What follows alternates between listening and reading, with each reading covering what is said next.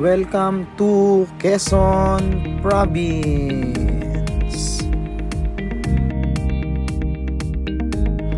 Isang mapagpalang long weekend po sa ating lahat. Today is August 23, 2024. Sa episode na ito ay magbabakasyon tayo sa probinsya ng Quezon. Sana'y samahan niyo akong muli sa aking panibagong travel adventure. Samahan niyo akong maligo, mamasyal, kumain, at maglakwatsa sa mga karahatig barangay. Let's go!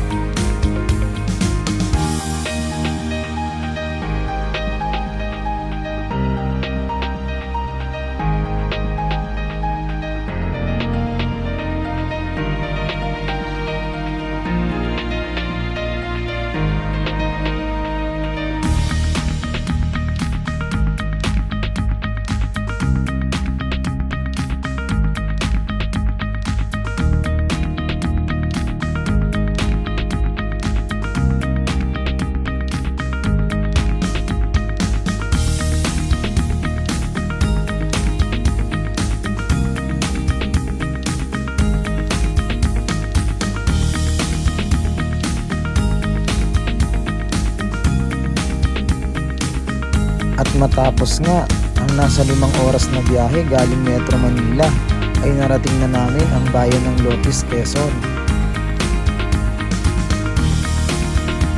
At sa kasalukuyan ay nandito kami sa Lopez Diversion Road o ang tinatawag nilang Lopez Bypass Road. Medyo mahaba nga lang ang biyahe sa kadahilanan ang mga kalsada ay under maintenance pa dito sa probinsya ng Quezon sa parting south. At mga ilang sandali na lamang ay mararating na rin namin ang bayan ng Calawag.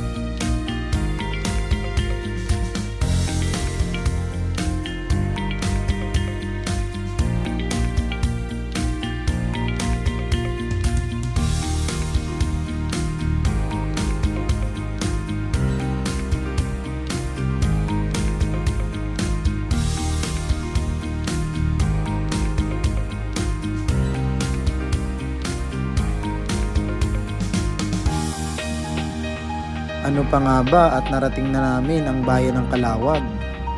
At syempre, sino ba naman ang hindi mamamangha sa napakalaking letter C na ito? Kaya't nagpalipad agad ako ng drone.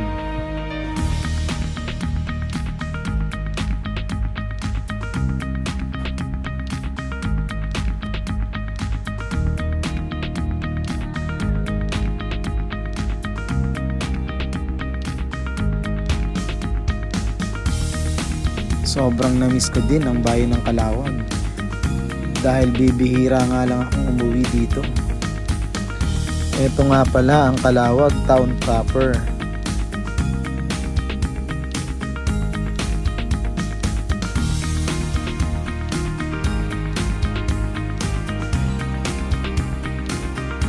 At syempre, as usual, mamimili muna kami ng mga prutas para maiuwi sa bahay.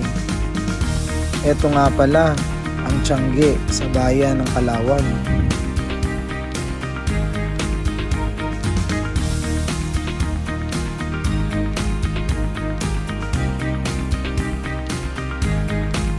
Dito ay napakamura ng mga bilihin at nakasisigurado kayo na ang mga paninda dito kagaya ng mga gulay, prutas ay fresh.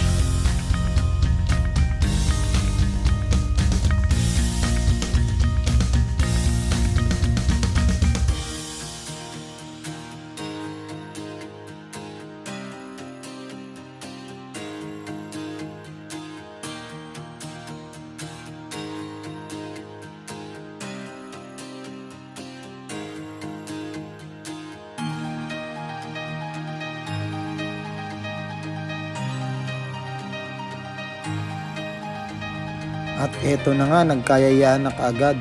Para sa unang destination, ang trip namin ay pupunta kami sa dagat, sa Lopez Beach Resort.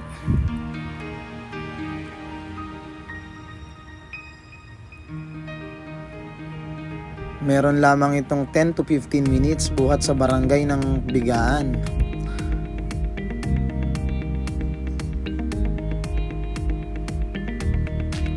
At ang tanging transportasyon dito ay ang pagsakay ng trolley sa rilis ng tren.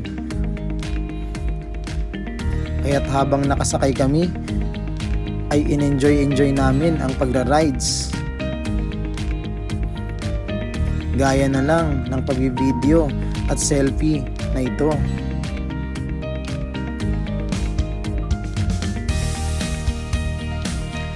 At eto na nga, papalapit na kami. Ito ay nasasakupan na ng Lopez, Quezon.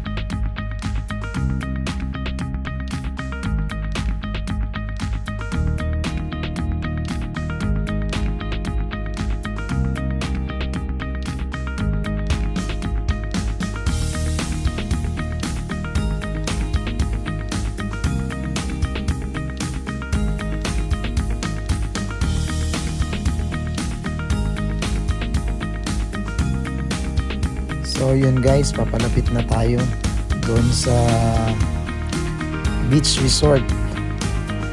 Ayan, natatanaw na natin yung dagat. Malamig na dito ang simoy ng hangin. Ang sarap mag sightseeing.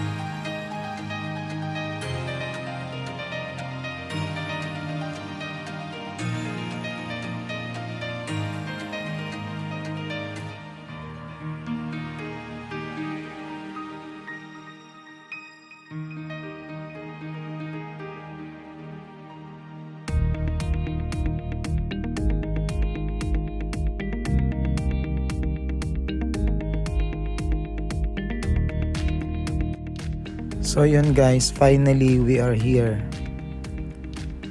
at Kalayag Cottages. So nag-decide kami na dito na lang. Ito yung napili naming resort, which is yung Kalayag Cottages. So check natin. Guys, ang entrance fee pala dito ay 10 pesos lang per head. And then yung mga cottages nila dito guys ay nag-rate ng 300 pesos to 500 pesos depending on the size and capacity of cottage. Hello Kuya JP. Hello Ate Leona. Guys, ito pala yung napili naming cottage for only 300 pesos. Nag-rent na lang kami ng cottage. And then siya nga pala guys, pwede dito mag-overnight, and then may video okay din sila, and at the same time may tindahan na rin sila dito. Pwede kayong bumili ng mga kailangan yung pagkain. And then ito yung area ng kanilang resort. So pwede dyan ng mga bata. Meron silang slide, merong mini pool. And then ang kagandahan dito guys, yung kanilang yung resort, may harang na net para yung mga bata hindi mapadpad sa malalim kung gustong maligo dun sa mismong dagat. At yun na nga, nag-i-enjoy na mga chikiting, at hindi lang chikiting, pati ang mga mukhang chikiting na matatanda nag-i-enjoy na sa tubig dito sa Kalayag Cottages. So yun guys, search nyo lang yung Kalayag Cottages sa mga gustong magpunta dito. May contact number naman sila dyan pag sinearch ninyo. Lalabas agad yan.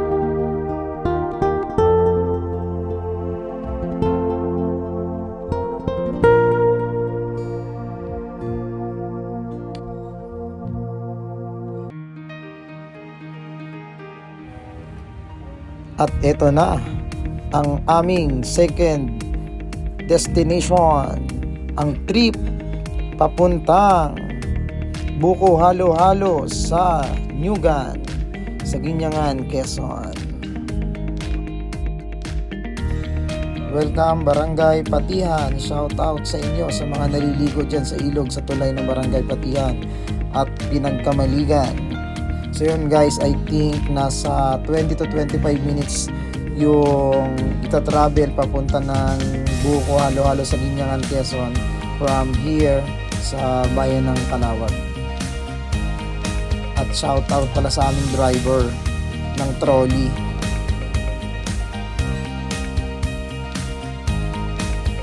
So yun guys, nandito na kami sa bayan ng Ginyangan, no? Nakapasok na kami via Mabini sa Ginyangan Sumulong Provincial Road. Dire-diretso lang ito hanggang sa marating namin yung barangay ng Danlagan, Batis, kung saan matatagpuan yung Buko Halo-Halo sa Ginyangan.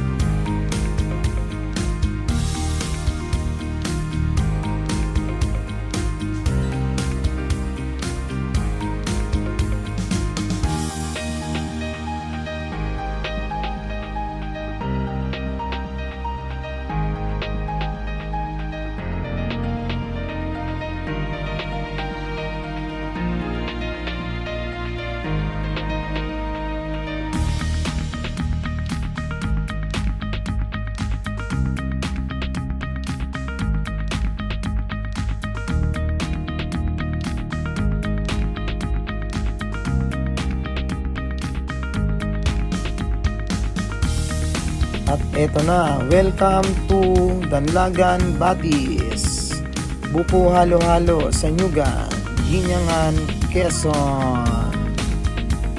So yun guys, libre lang pala dito ang parking, walang bayad.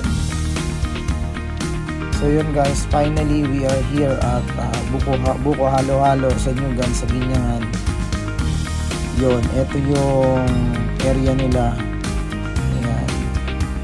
Napakalawak at maberde. So as you can see, yung mga natatanaw ninyo na mga kubo na yan, libre lang yan. Libre kayo mag-stay dyan habang kumakain at ini-enjoy ang masarap nilang halo-halo.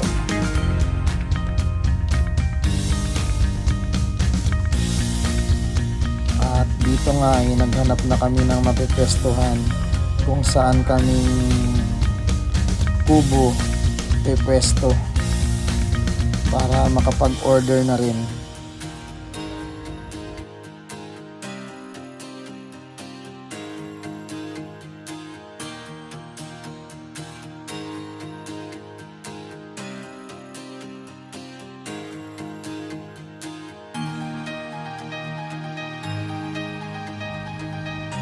So sa pagkakataong ito nga guys ay order na kami ng halo-halo dahil kami naman ay nagtanghalian na sa bahay. So nga pala guys, meron din sila dito mga appetizers, mga lomi, pansit, silog, available din sa kanila. At eto na nga, sa halagang 120 pesos ay may enjoy mo na ang kanilang Buko Halo-Halo na napakasarap.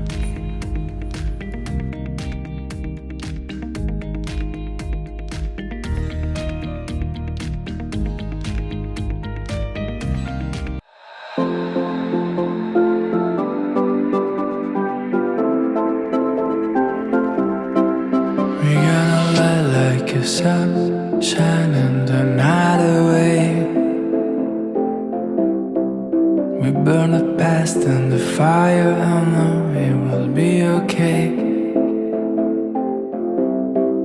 We gonna light like a sun, moving as one, shining the night away. We stand in the silence and worries just fade away. And this fire that burns inside, I made your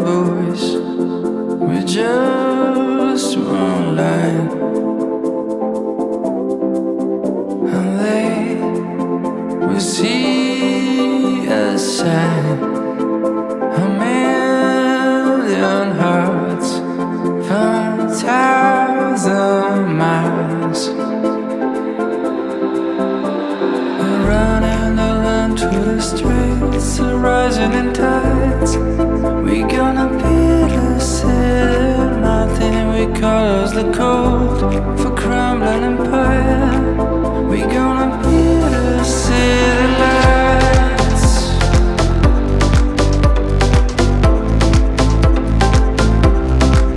We gonna take back the summer and spend this long night awake.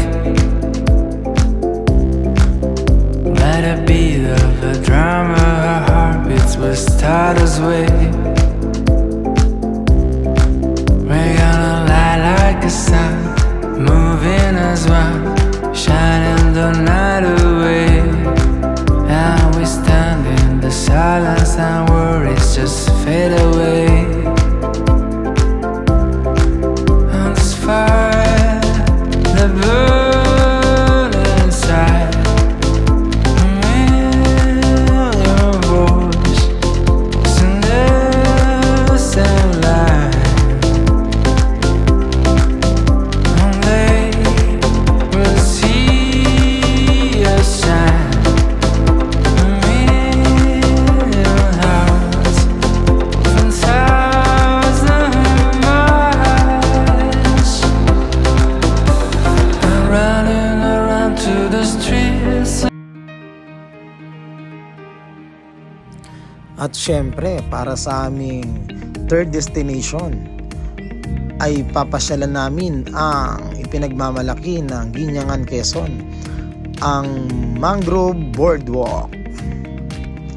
At eto na nga, nagbabayad lang po ang aking mga kasama ng entrance fee. Siya nga pala guys, ang entrance fee dito is 20 pesos per head.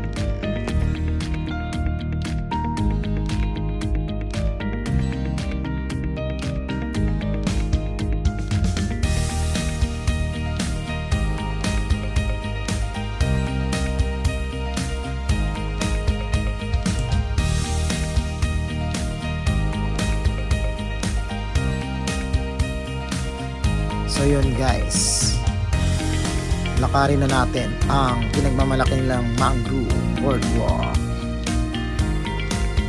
Shoutout pala sa misis ko.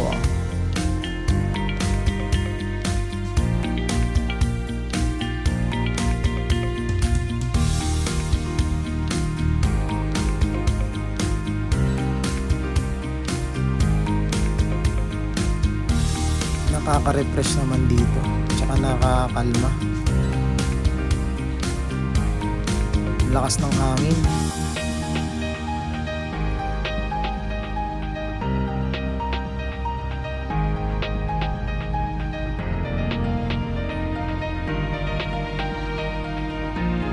Ito pala yung pinagmamalaki ng Guinangan, Quezon, yung Mangrove Boardwalk.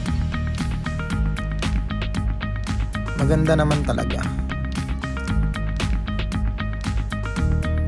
Pero advice ko lang guys, medyo delikado to sa mga bata. So kung magsasama kayo ng mga chikiting, make sure na wag niyong kalilingatan. Kasi pwede silang mahulog. Open kasi yung gilid, walang masyadong harang. And then lalo na pagdating dun sa dulo kasi medyo malalim daw dun ang tubig.